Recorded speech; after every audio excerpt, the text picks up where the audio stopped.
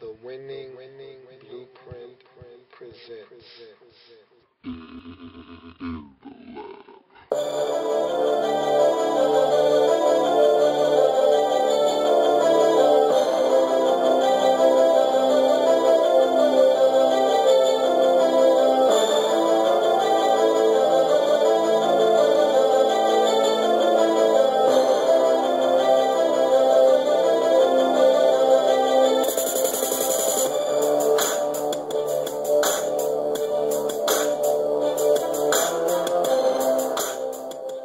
In the lab room.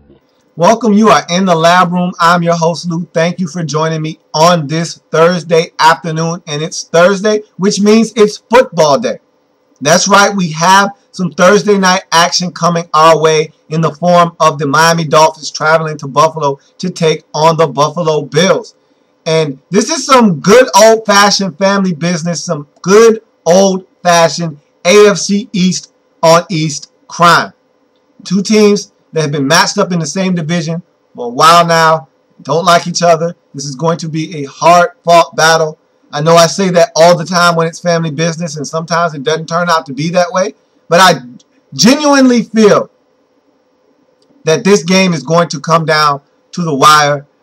And it's funny because just 2 weeks ago, heck, even a week ago, this game seemed like a slam dunk for the Miami Dolphins. I mean, this is what the NFL does to you. We talked about this earlier in the week on Monday. We talked about it briefly on Tuesday, how the NFL is a week-to-week league. It's a very fluid league. You just don't know from week to week what's going to occur. And this is a prime example. Looking at this game from afar 2 weeks ago, you would have easily said, hey, give me the Dolphins, and you would have moved on. It wouldn't even be something that you would need to give a lot of thought to. You didn't need to devote a lot of attention to this game looking at it from afar 2 weeks ago because the Bills were going south and the Dolphins were ascending in the AFC East. They were playing solid football. They were getting it done. They weren't turning it over. They were looking like the better team. Ryan Tannehill, the rookie quarterback for the Miami Dolphins, he was even looking like a better quarterback than the veteran in Ryan Fitzpatrick for the Buffalo Bills. You could argue he was playing a better quarterback position 2 weeks ago than Ryan Fitzpatrick was. And so these two teams were going in opposite directions. And so you felt like the Dolphins were the dominant team in this matchup, even though their records weren't that far apart. You could look at who was playing better football and say, you know what, this is family business, and the Dolphins are on the road, but I still see a better team in the Dolphins being able to get it done against a Buffalo Bills team that is really struggling to score points. They're not executing. They don't look like a team that is capable of winning a game right now against a team that is around or above 500. And so that was just 2 weeks ago. What a difference a week makes, though. You look at the game that the Buffalo Bills played a week ago. They went to New England, a team that had came off a bye, and the Patriots had 2 weeks to prepare for this Bills team who came off of a lackluster performance against Houston last week. And so you're thinking, yeah, the Bills are going to get absolutely obliterated in this game. You felt like the Bills were just being served up as an offering to these New England Patriots off of their bye. You just said, these are the sacrificial lambs of the Week 10 in the National Football League. The Bills are going to get filleted in this game. No, that's not what happened. The Bills showed up, and again, they remind us that we're not afraid of the Patriots. We can play with the New England Patriots. We just usually don't find a way to win. But we can play with this Patriots ball club. We're not afraid of them. They don't scare us. They don't put any fear in our hearts. And they came out and they went toe-to-toe with the New England Patriots on the road and had an opportunity to win this game. But turnovers, which you can't do in this league, you can't do it on the road when you're trying to win a football game, especially when you're going in for touchdowns. You can't fumble the football. You can't throw picks in the end zone, and that's what the Bills did, and they lost. But they only lost by 6. It was a valiant effort, and they showed fight, something that I hadn't seen out of the Bills in about 3 or 4 weeks. You look across the field at the Dolphins, meanwhile, who had been playing phenomenal football of late. Even though they had dropped their last game to the Colts, you were still thinking, hey, this is a good Dolphins team right now. After starting the season 1-3, They had won their last 3 out of 4, and they were playing good football. I mean, they were really playing good football. They had just beaten up the Jets on the road not too long ago. They had taken care of business on the road against Cincinnati. They were playing inspired football. Were these Miami Dolphins? Ryan Tannehill wasn't turning the ball over. That went for the whole offense. They weren't turning the football over. They were making plays on special teams. They were doing all of the things you needed to do when you don't have elite talent to win football games, which is play smart, be sound in your principles, don't turn it over, execute well, and win 2 out of the 3 aspects of the game, whether it be special teams, offense, defense, and special teams. It doesn't matter. Win 2 out of the 3, and that's what they had been doing weekly as they were winning football games. Then you go to last week, after being out on the road for 2 weeks, finally getting to come home, you're thinking, okay, the Dolphins, although they had a tough loss a week ago to the Colts, they have a chance to come home and right the ship. All they have to do is beat a Tennessee Titan team that's struggling. What do the Dolphins do? They come home and they absolutely lay an egg. I mean, they don't show up whatsoever. The coaching staff makes a blunder. They sit Reggie Bush down after a bad fumble. Yeah, it was a bad fumble, but it didn't warrant him being benched for the remainder of the first half, especially on a team void of playmakers, a team void of athletes, a team void of speed. You don't sit down the one guy that can get you a touchdown at any time from any point on the field. You don't sit that guy down unless he's a detriment to your team. And again, one fumble isn't enough for you to sit down a guy that can get it done for you and has gotten it done for you this season.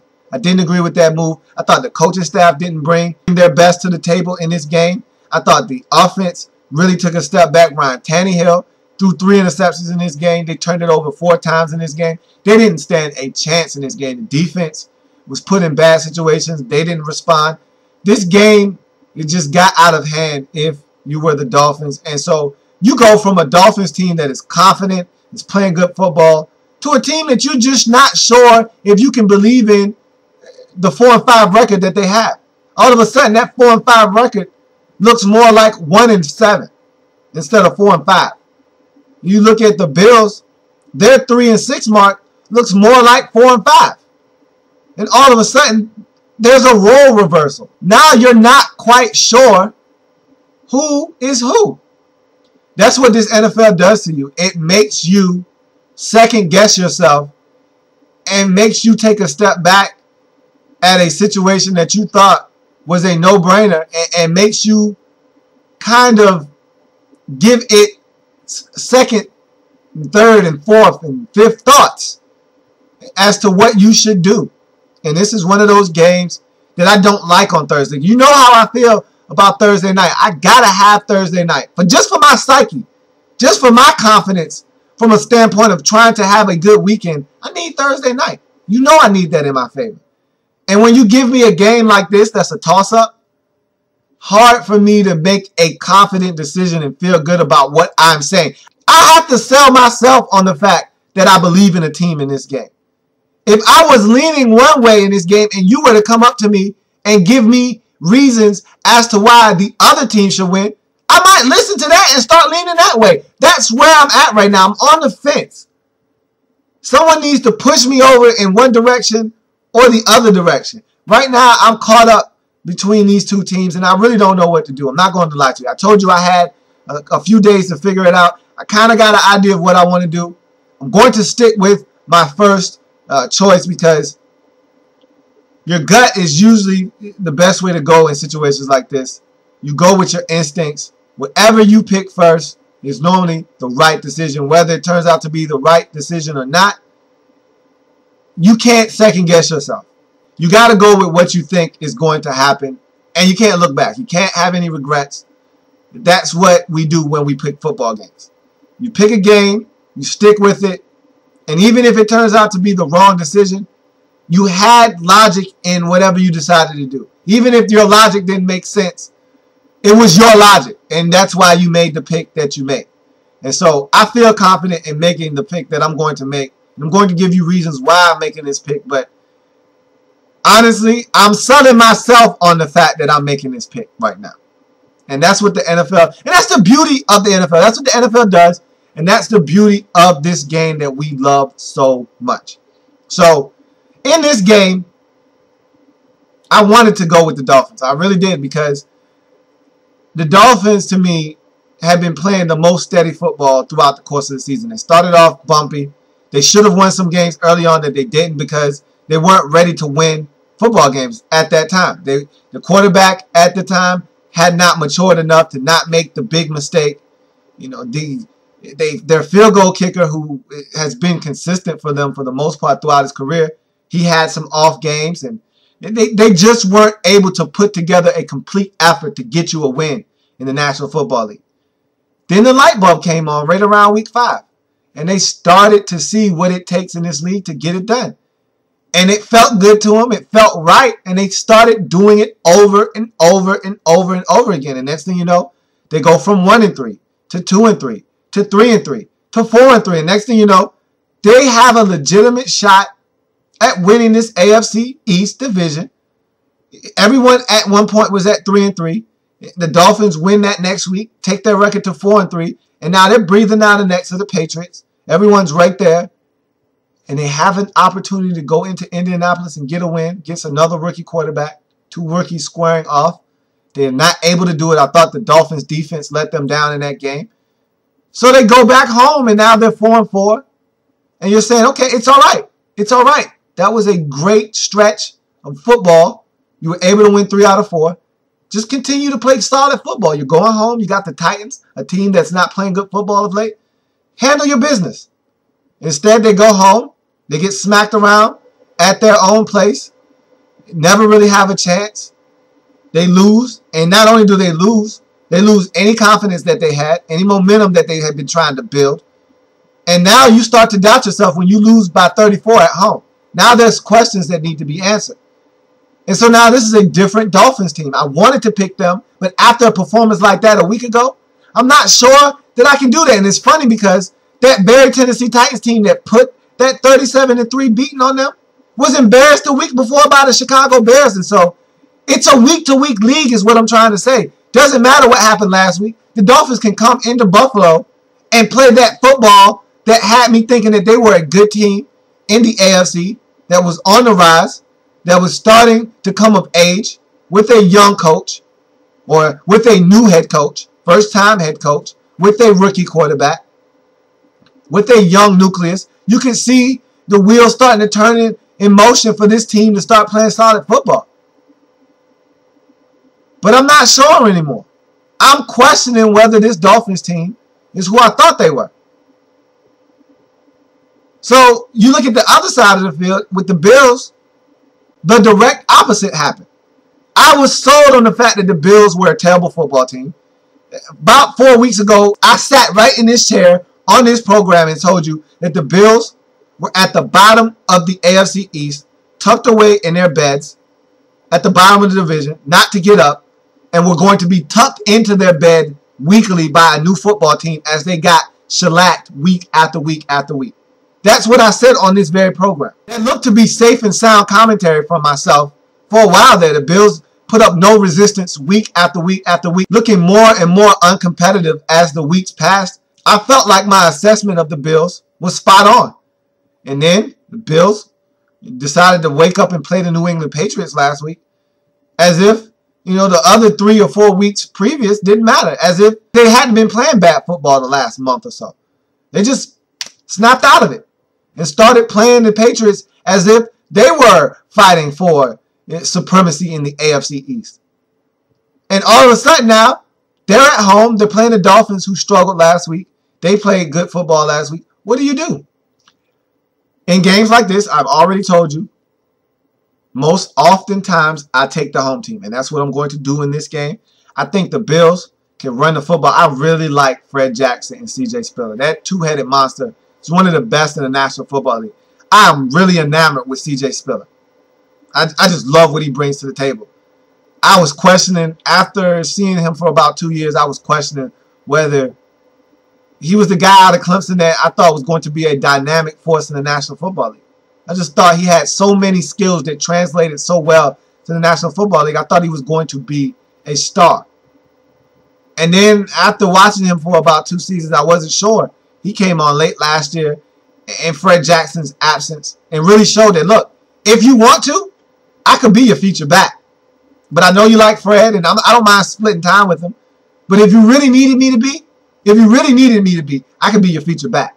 I mean, he was getting it done. I'm talking about posting 100-yard performances left and right, catching screen passes out of the backfield, making things happen.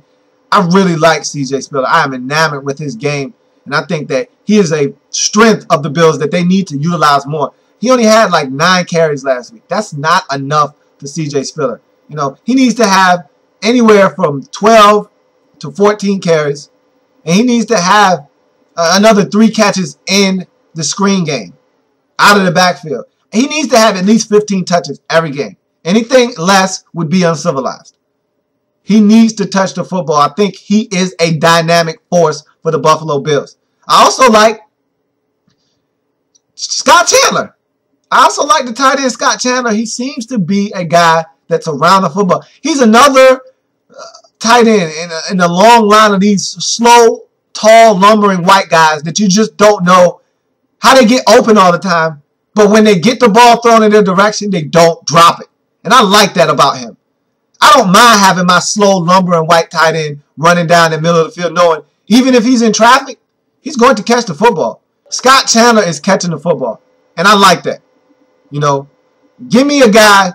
You know, you can have the athletic ex-basketball freak that's 6'5", 245 pounds, runs a 4.5 40, runs a 4.4 40, but can't catch a cold in a daycare in January. I don't want that guy. Give me the crafty, slow, white guy. I don't care. He can be black. He can be white. I don't give a damn what he is. Give me the slow, crafty, white guy that's going to catch the football every time I throw it to him. I'll take him over the athletic freak any day. Any single day of the week. Give me the guy that's going to get open, find a way to get open, and even if he's not, if I throw it to him, he's going to catch it anyway. Give me that guy. And that's what Scott Chandler is, and I like him. I like him a lot. And so I think the Bills can do some things on offense. Stevie Johnson is starting to get rolling on offense. They're also starting to use Donald Jones a little bit more, and I think he's starting to catch on in this offense. You sprinkle in a little bit of T.J. Graham. I think they need to utilize him better. I don't think they're utilizing him correctly. He's a guy with a lot of speed to burn. Get him in space. Run crossing routes for him. You know, get him one-on-one in the slot. Hit him with a seam route. You know, get matchups that favor what he does. Tailor your game to what he's good at. He's a speed guy. Get him the football in space. You know, run wide receiver screens for him. Get him the football and allow him to do what it is he does best, which is run. And so I like a little bit of what the Bills can do. And if Ryan Fitzpatrick doesn't implode, if he's not turning the football over, they take care of the football, they play sound defense, which I think the Bills can do. I like their front four, even though, you know, Mario Williams and Mark Anderson have been stealing money for the most part this year. And I know they've had injuries, whatever. I love Marcel Darius and I love Kyle Williams. Those two get it done in the middle for me. And so if they can just find a way to not turn the football over, to just be sound on offense. If you got to punt, punt. Just don't make the critical mistake that turns into points for your opposition, in this case for the Dolphins. Play sound football. You're at home. The crowd's in your favor. You feed off that energy. You make things happen. You make some plays. You should be able to beat this Dolphins team. I think you can turn Tannehill over. I think he had a step back last week. You know, 3 interceptions after not turning it over in the air since week 4. He turned it over 3 times last week. You got to feel like if you can get to him, get any kind of pressure on him, get in his face, force errant throws, force some mistakes, you can force him into some mistakes that help you win this ball game. And I think the Bills will get it done in this game against the Miami Dolphins. And one that I'm struggling to really lean one way or the other. I'm going with the home team. I'm going with the Bills. 23-20 in this football game. It may not be that close. It may be that close. I just want the Bills to come out on top because I need to get off to a good start on this Thursday. Please. And so I'm going with the Bills. I think they're going to be able to get it done, and we'll see. This is going to be family business. This is not my business. This is probably not your business. You might be a Patriots fan. You might be a Jets fan. You may even be a Dolphins or a Bills fan. So it may be your business. It's not my business. It's probably not your business either. So stay out of it. Get a cold beverage, your favorite snack, sit back, relax, and watch these two teams beat the snot out of each other.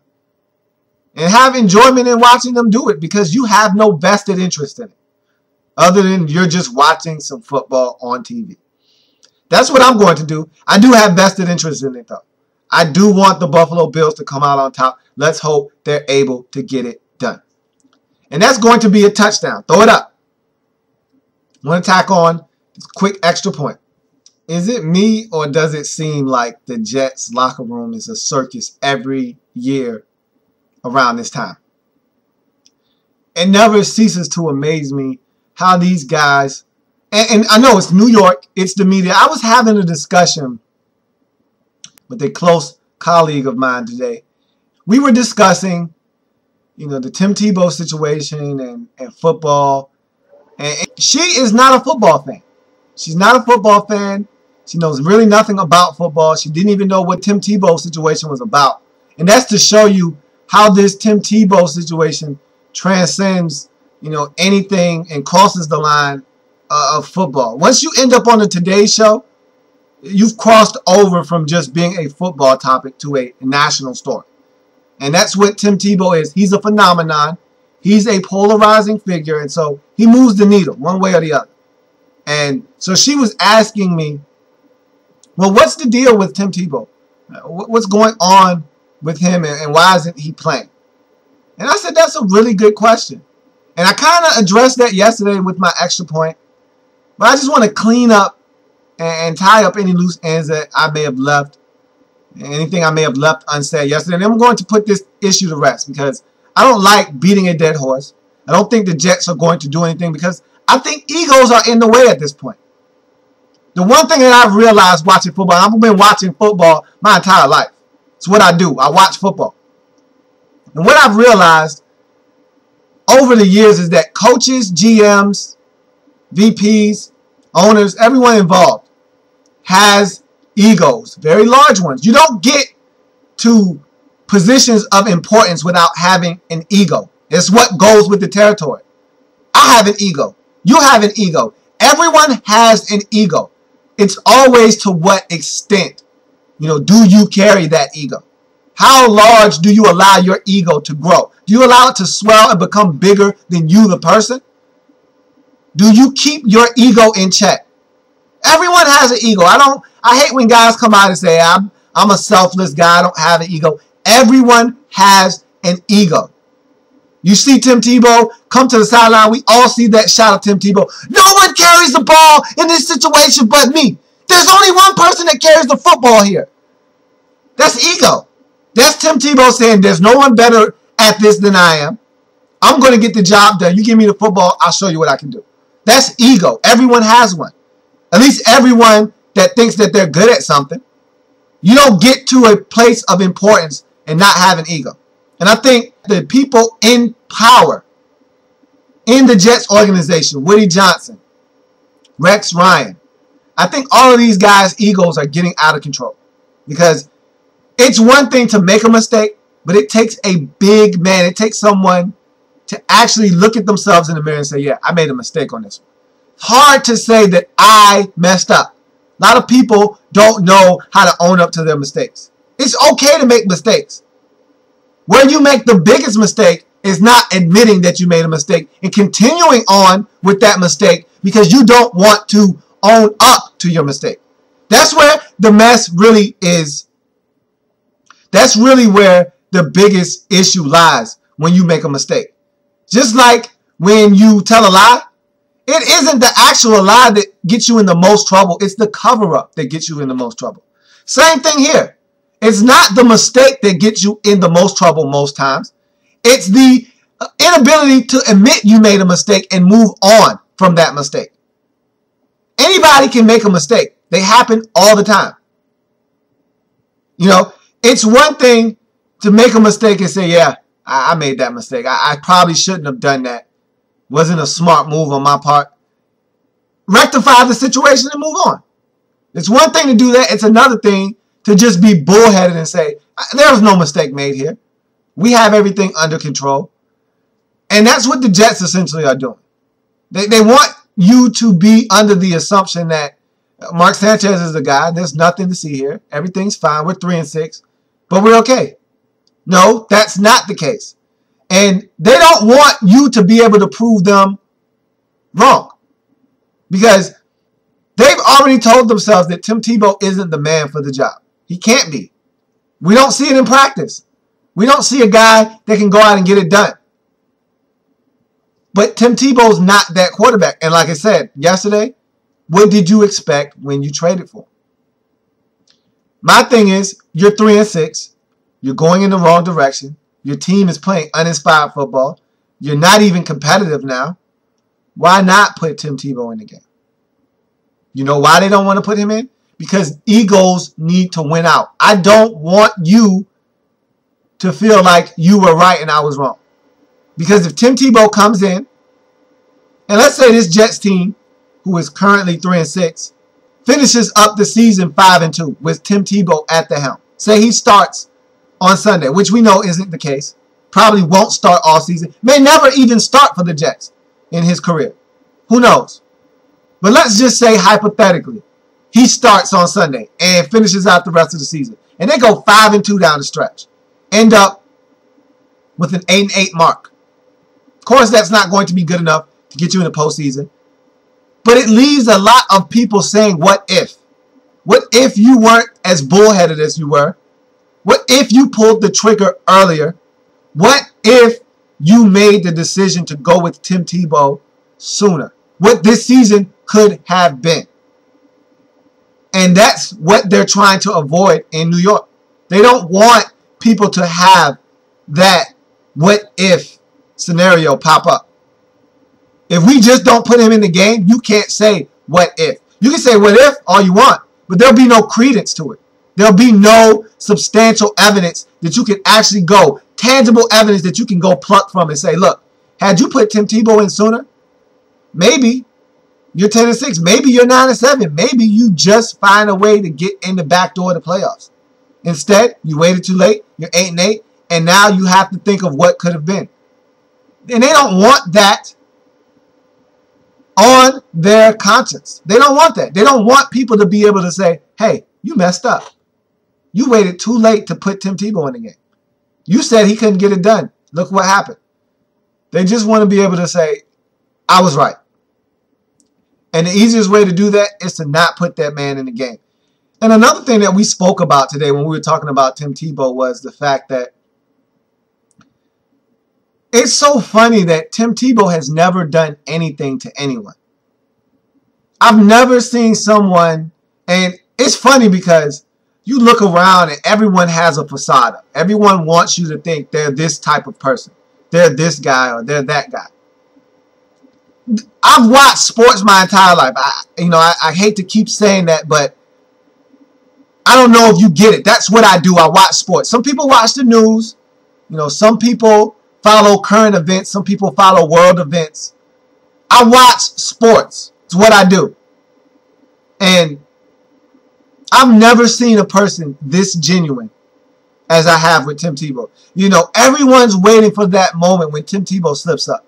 They catch him with a stripper. They catch him, drinking alcohol. They catch him doing something he's not supposed to be doing. Everyone wants to be able to point their finger and say, ha, I caught you. I knew you weren't who you said you were. That's not Tim Tebow, though. I just don't feel like he's that guy. I honestly feel like he's the guy going to a third world country to spread Christianity, to help feed people in need. He's that guy. I honestly think he's the guy that goes on a mission to help someone in a third world country because he feels like it's his calling to do so.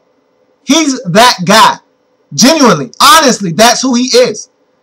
And to see people try to tear him down, it's a shame. I really feel like what we do in this country, what we do in the world of sports, and a lot of it I attribute to the media. I really feel like a lot of this is the media's fault.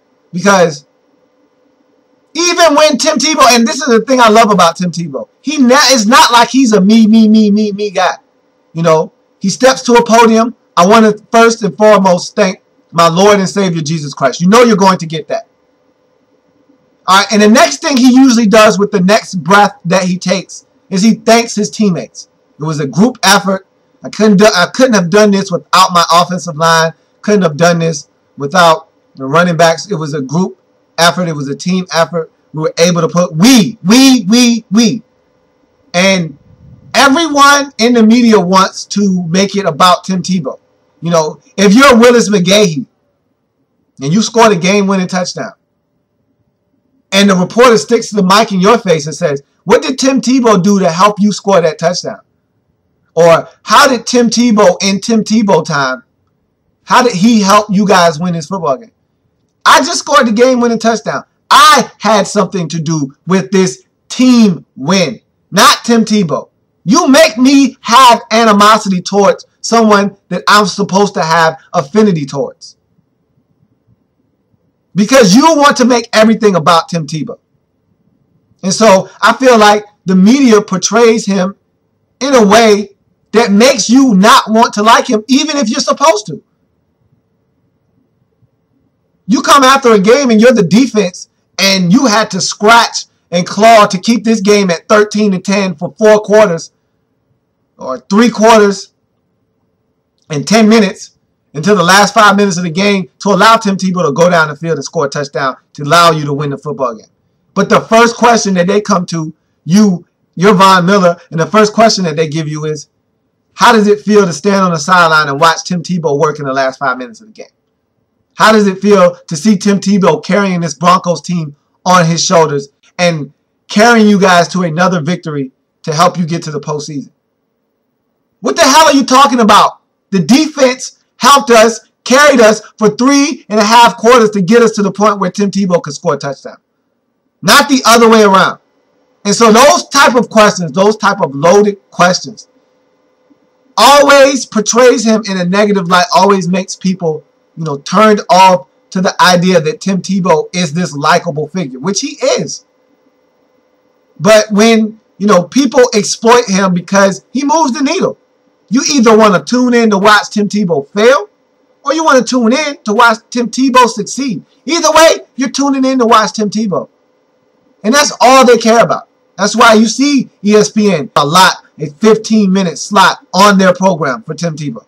It might be chopped up in 3 5-minute segments, but you're going to get 15 minutes of Tim Tebow on ESPN when he's in vogue. That's why the NFL Network will talk Tim Tebow ad nauseum. That's why guys like Mike Mayock don't want to talk about Tim Tebow, because it's not about football anymore. You want to talk Tim Tebow and football? I'm all for it. But when you start talking about Tim Tebow and things that he can and can't do, but you won't give him a chance to do it, I don't want to hear about that. I don't want to hear about that because, A, you didn't give him a chance to do it. B, he has done nothing to anyone to warrant the negative attention that he's getting right now. And C, he's a good guy. Honestly, he's a good, genuine, wholesome guy who just wants an opportunity to be one of the guys. Yet the media makes him out to be this cult-like figure that stands above the rest of the team, puts him on a pedestal, makes everyone else feel like they're not as important, and you get backlash from that.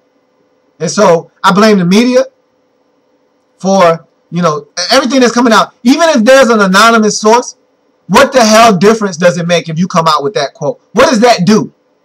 What does that accomplish? Other than selling papers, other than getting more clicks on your website. Which is pretty much your main goal anyway, which is why I can't stand half of the media. Because they have an agenda all the time that they're trying to push. And so you can't even believe what they're saying half of the time anyway. But nonetheless, what you're doing is you're being a divisive force in the locker room. You're wedging a gap between players in a locker room when you do stuff like these reporters have done with this anonymous source. If someone's not going to put their name to it, what difference does it make? You could, like Bart Scott said, you could have gotten that quote from the janitor. Could have got that quote from an IT guy. You could have got that quote from anyone in the Jets locker room. The equipment manager. Who knows? That's a crock of crap. And again, this whole situation with Tim Tebow, I think is so unwarranted. Tim Tebow has done nothing to warrant this kind of negative attention. It's unfair. And unless you're going to put that man on the field, I just think that the Jets need to just release him. If you're not going to play him, this circus has gone on long enough, release him. Allow him to go somewhere else. Because this thing, to me, I feel is so unfair for Tim Tebow. I mean, to have to answer questions about your own teammates ripping you. You don't even know if it's true or not. If it is, how unfortunate that is, because, again, you've done nothing to anyone in that locker room to warrant someone talking bad about you. I think the media makes situations like these arise, and it's sickening. It really is. And so, my last thoughts on this Tim Tebow situation. The Jets need to either play him or release him. And the media needs to stop being such a lightning rod for controversy in these locker rooms, especially when it's not warranted.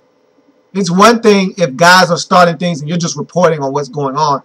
This is a whole different subject. This is an issue that really the media has taken, built up, and blown it to epic proportions, and they've blown it out of proportion. Really, it's what they've done. I mean, this is a media-created story. This whole Tim Tebow thing. I mean, you as a fan want to know why the Jets aren't playing Tim Tebow. That's a separate issue. That's one we all want to hear on. Yeah, report on that. Why the Jets aren't playing Tim Tebow. That's what I want to hear about. Not someone talking about Tim Tebow in the locker room because you stuck a mic in their face or you asked them a question that was loaded that made them feel some type of way to respond in a manner that is derogatory towards Tim Tebow. Why? And then for you to come out and report it and not have names to go along with what you're saying makes no sense to me. I give it no credence. And this is my last time talking about it because I think this is garbage. And so, if you're Tim Tebow, all I want to say to you, Tim Tebow, is keep your head up. You've been, the better man, the bigger man in all of this. Even when you were in Denver and had to endure, a little bit of controversy, you've always elevated above the noise, and I think that you've done a great job to this point. Continue to do that. Continue to put your best foot forward. And as always, good things will come your way. And that's going to do it for this episode. I thank you for joining me in the lab room. Again, every episode on Facebook, on Twitter. You know how to find me on Twitter. In the lab room, on Facebook. In the lab room, on Twitter. In the lab room at gmail.com is the inbox. I'm on YouTube. Louis T is the tag. You click on that tab and you subscribe to the page. You have every video I've ever done at your fingertips. I thank you for joining me on this Thursday. Hopefully we get a win with the Bills tonight. We're going to see. Enjoy the football. Want to see you back here. Same time, same place tomorrow. And as always, have a good one. I'll see you back here tomorrow where we go over the full slate of games and give you a recap of what went down on Thursday. Have a good one.